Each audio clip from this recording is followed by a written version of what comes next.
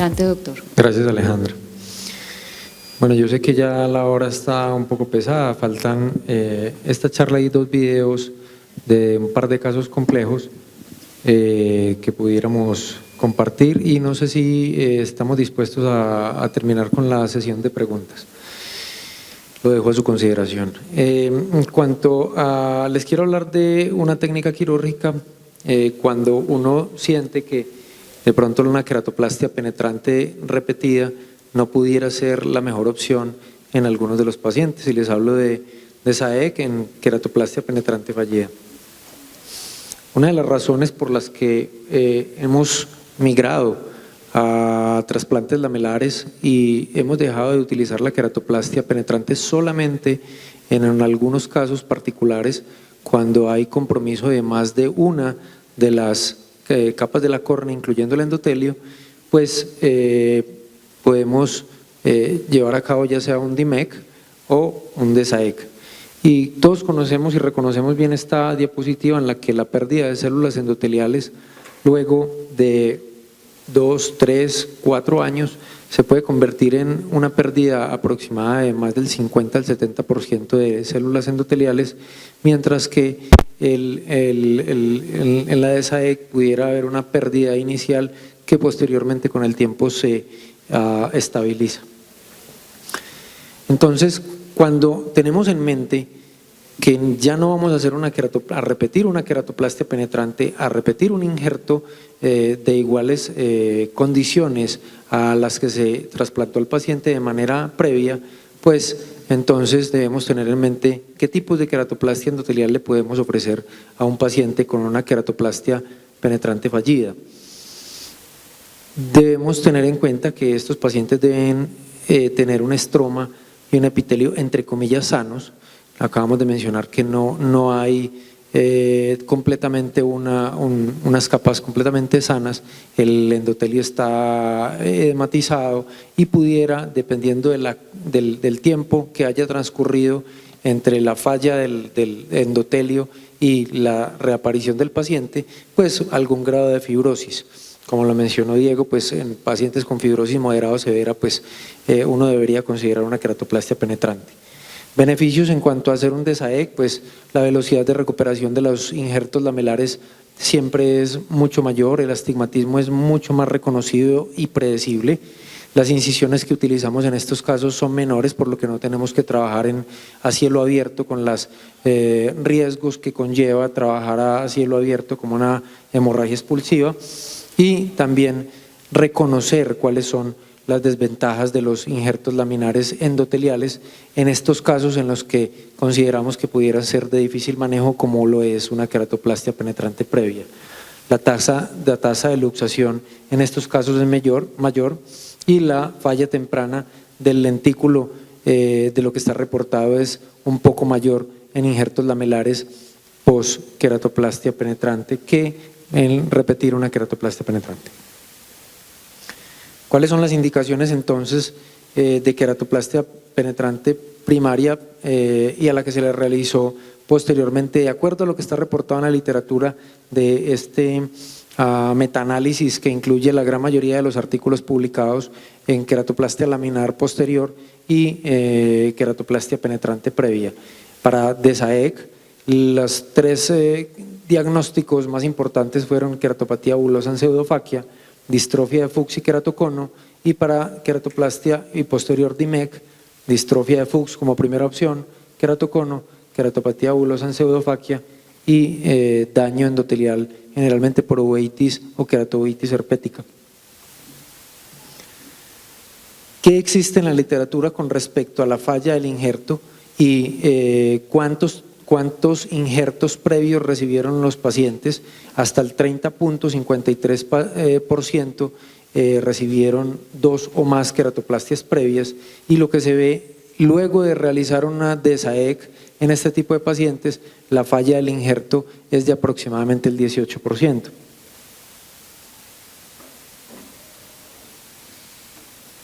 Con respecto a la agudeza visual de la sobrevida del injerto, encontramos que la sobrevida de los lentículos post-DSAEC en estos pacientes pasa del 88% al 72% en los 3 años posteriores, y que la agudeza visual en ambos grupos, comparativamente en el grupo de SAEC, queratoplastia penetrante, y de MEC posterior a una queratoplastia penetrante, es similar.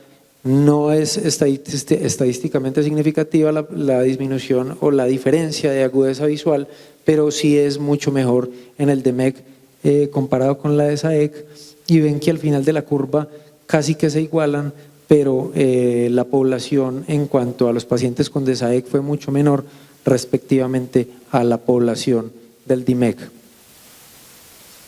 La luxación del lentículo en DSAEC fue del 15%, mientras que con DIMEC del 42%. Seguimos hablando del metaanálisis publicado en la literatura. El aumento de la presión intraocular en DSAEC fue de hasta el 35.29%.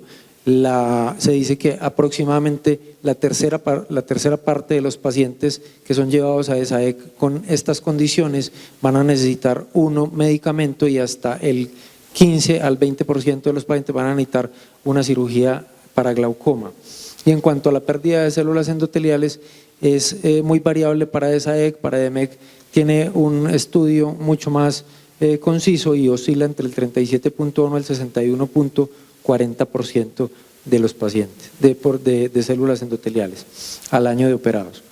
En cuanto al rechazo inmunológico, en DSAEC oscila más o menos entre el 7 al 12%, pero para el DMEC, como lo mencionaron previamente, oscila entre el 2 hasta el 16% de los pacientes hace un rechazo en los primeros 5 años luego de la cirugía de DSAEC o de DIMEC.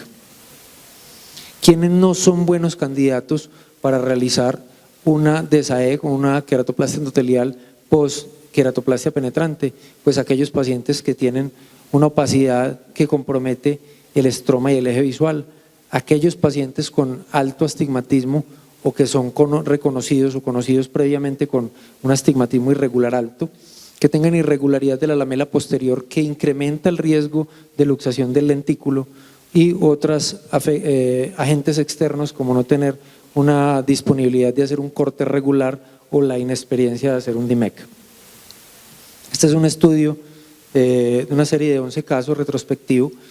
La causa del trasplante del queratoplastia penetrante inicial o primaria fue 3 pacientes con queratocono, 6 pacientes con queratopatía bulosa en pseudofaquia, un paciente con leucoma y un paciente con una distrofia del estroma, una distrofia macular. Las causas del fallo del injerto de esta queratoplastia penetrante, principalmente por agotamiento endotelial primario, son pacientes que fueron operados más de 12 años antes por las razones ya comentadas.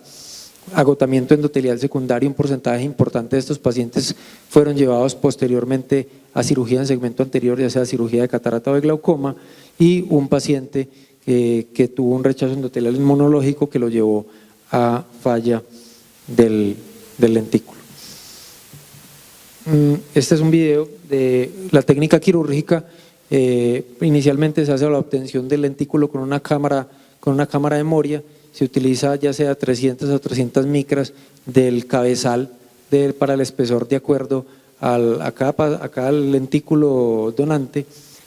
Siempre le tomo la medida para obtener un lentículo de menor tamaño, más o menos 0.5 milímetros de menor tamaño con respecto al tamaño previo. Si no tengo la información, si tengo la información, pues simplemente lo verifico en quirófano, monto en el deslizador de Busin y una pinza de SAEC y lo introduzco en la cámara anterior. Este paciente es pseudofaco y tiene una iridectomía superior.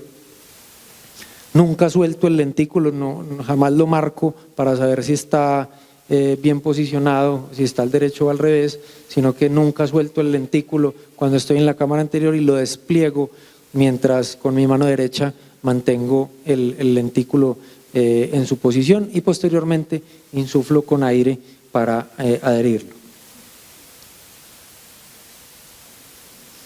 Los resultados son: esos pacientes pasaron de agudezas visuales de cuentadeos a 20/600 a visiones de 20/40 a 20/200. El de 20-200 son pacientes fue un paciente que tuvo un trauma por un explosivo que dejó algunas secuelas en su lecho, vascularización importante, glaucoma, y que uno prefiere no volver a repetir una queratoplastia penetrante, pero que el paciente es funcional con esta visión. Seguimiento mínimo de 1 año, son pacientes que llevan aproximadamente 2 y 3 años.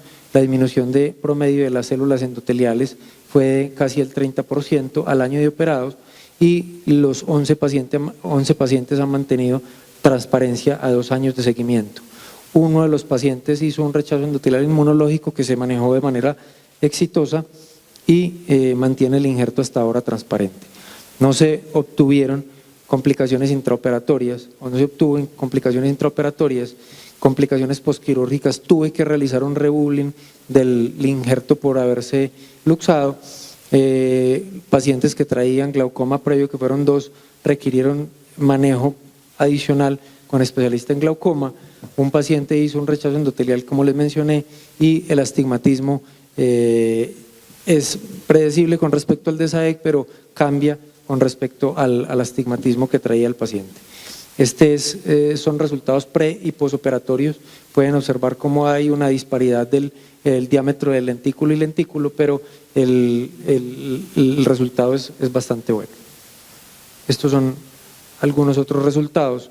Y como conclusión, pues tener en mente que no todos los pacientes que tienen una queratoplastia penetrante fallida necesariamente tienen que repetirse una queratoplastia penetrante, y que la recuperación de este tipo de pacientes es mucho más rápida, mejor, y con menos necesidad de utilizar antiinflamatorios esteroideos a largo plazo, a no ser de, como lo mencionaron anteriormente, haya tenido un rechazo previo. Es ideal mantener o tener un récord previo, una historia clínica de los pacientes previamente, para conocer su estado cuando los injertos eran viables y funcionales, para tener un pronóstico adicional preoperatorio y poder saber qué es una técnica quirúrgica ideal y que le podemos brindar a los pacientes. Y por obvias razones, pues se debe tener conocimiento y manejo de esta técnica quirúrgica. Muchísimas gracias a todos.